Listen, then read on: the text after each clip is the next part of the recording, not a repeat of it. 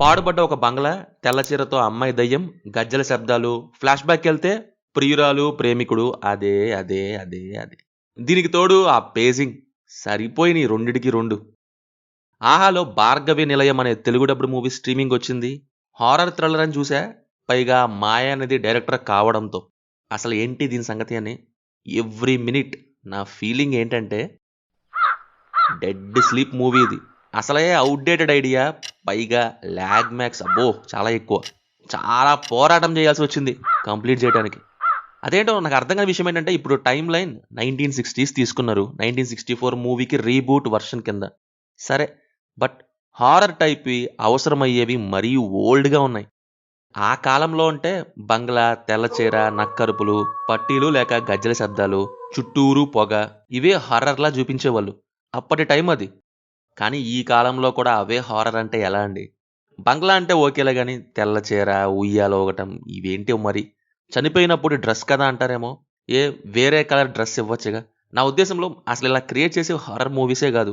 ఒకప్పుడంటే ఓకే. కానీ ఈ టైంలో అలాంటివి చిన్న పిల్లలు గూడా దేకరు. అట్మాస్ఫియరిక్ టైప్ అస్సలు వర్క్ అవ్వలేదు. దయ్యమైన భార్గవి చేసే థింగ్స్ అని ఏదో ప్రాంక్ షోలా ఉన్నాయి. ఇంకా ఆ స్నేయిల్ పేజింగ్ గురించి మాట్లాడితే రియల్లీ అసలక్కడ స్టోరీయే ఔట్‌డేటెడ్ అండ్ వీక్. పైగా రన్ టైమ్‌కి అసలు మ్యాచ్ కానిది. ఇప్పుడేం చెయ్యాలి అని అటూ ఇటూ హీరోని తిప్పడం. చెప్తున్నా గదా! టొవినో క్యారెక్టర్ అటు ఇటు తిరుగుతూ ఉంటాడు సగం సినిమా అంతా.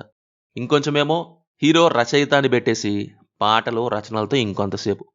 ఒక అరగంట ప్రేమే లేని ప్రేమికుల ఫ్లాష్ బ్యాక్. మిగతా ఒక అరగంట తెల్ల చీర, టార్చ్ లైట్. అంతే ఖతం tata bye by.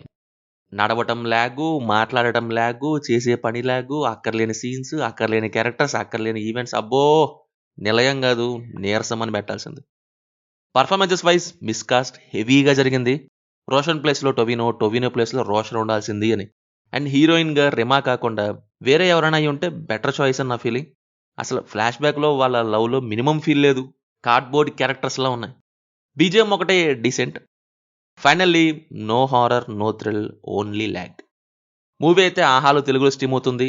No adult scenes, no bad language. సినిమా మీకెలా ఉందో కింద కామెంట్స్‌లో మాతో తప్పకుండా షేర్ చేసుకోండి. రివ్యూ నచ్చితే మన ఛానెల్‌ని సబ్స్క్రైబ్ చేసుకోండి. Will meet in next video. Thank you. జై హింద్.